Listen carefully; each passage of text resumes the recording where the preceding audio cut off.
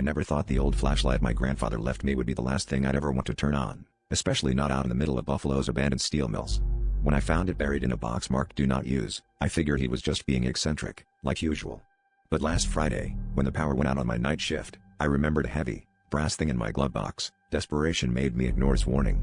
If you're watching this, promise me you'll listen to what happened before you ever think about flicking on a strange flashlight in the dark.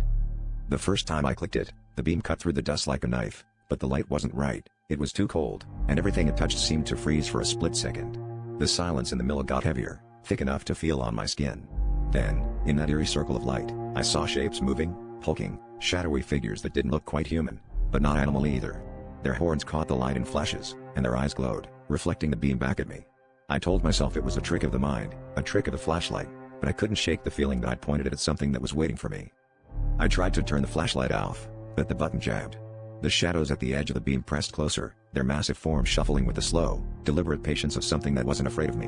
The air started to smell like wet fur and iron, and I heard snuffling, heavy breaths.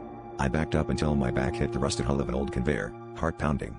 The flashlight flickered, and every time it did, the things in the darkness crept closer, until I could see the matted fur, the twisted horns, and the faces that were almost, but not quite, bovine. Just as the beam spotted its last, one of them stepped into the open, impossibly tall, its bulk blocking out the moonlight from the broken roof. It looked down at me, raised a massive, clawed hand, and I heard a sound that was almost a laugh.